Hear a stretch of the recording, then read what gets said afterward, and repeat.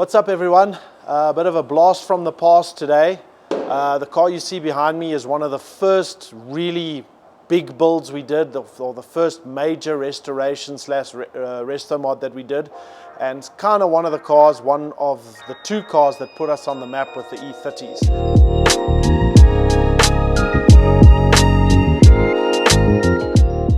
This is an E30 318. What made this E30 build very different to all the other E30s that we've done is that it came to us in absolutely mint condition. The car was 100% standard, unmolested, never been modified, changed, anything like that.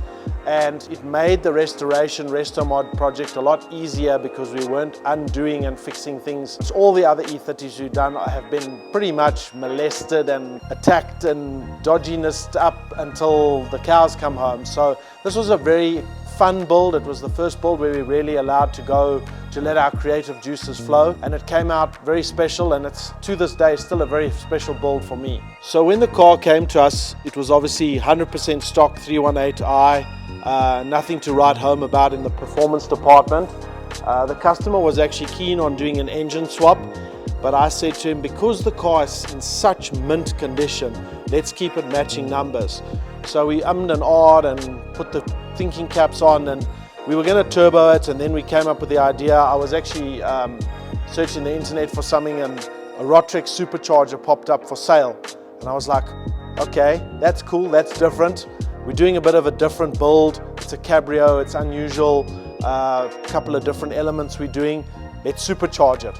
And that's what we ended up doing. So it's the motor was completely rebuilt by us, everything balanced and all that, but the internals are still stock.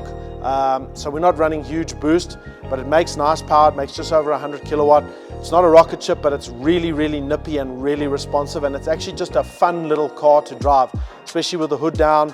You can really enjoy it. It's a real driver's car. If you come out of a corner and give it gas, it will step out. It's really a fun little exciting car to drive, even though it doesn't make massive power. Obviously everyone has their flavor they like of engine management. We've had good success with Spitronics, especially back in the day, and this car runs on Spitronics and never skips a beat. Suspension on this car, we've got our usual go-to, or it became our go-to after this car, which is BC Racing BR coilovers. This car actually has the ultra low option. As you can see, it's very low, and it's actually adjusted to its highest height at the moment.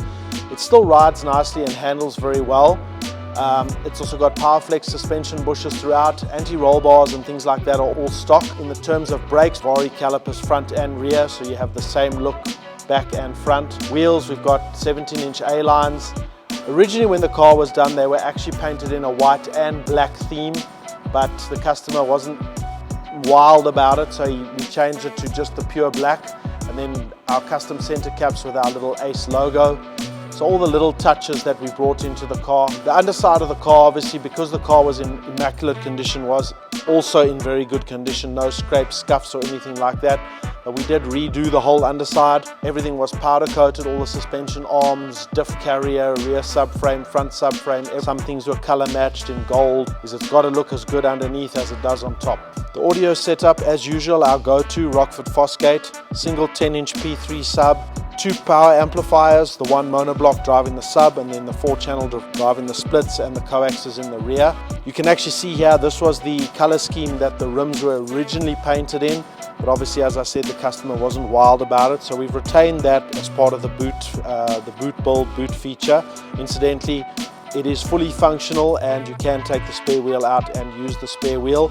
Although it's all paneled, the roof functionality, so when you remove the roof, you can still slide the roof under the rear, or under the top of the sub, or over the top of the sub rather, should I say, into its original position, so that you can drive with the top down without having to leave the top somewhere else. What was interesting and a little bit tricky about the audio install was how to get the bass, or sufficient bass, into the soft top car. So the team actually came up with some real good engineering with a port that actually fires into the car. You'll actually see that from the inside. There's a little vent, and that vents the bass into the car.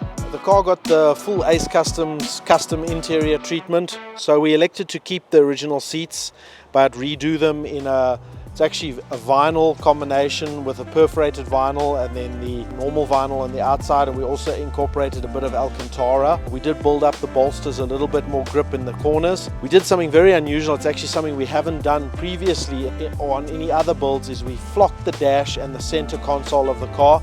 Normally something that's done on rally and race cars to prevent glare from the dashboard on the windscreen. Obviously redid gear boot and handbrake boot as well, and then redid the carpeting in black as well. Just another interesting point on this car is because we did the rear Vari calipers, we had to do a hydraulic handbrake. We removed the original handbrake system that worked on brake shoes. So this car actually has a hydraulic handbrake. Obviously also got the small steering wheel, again with our little logo, custom door panels incorporating the perforated vinyl. Everything was recovered. We have custom mats that we did, which is also a little touch we always do. And then obviously the Alpine deck, power front splits. The car in its original form was like a goldy, bronzy color. So obviously we did the full respray in the pearl, metallic pearl white.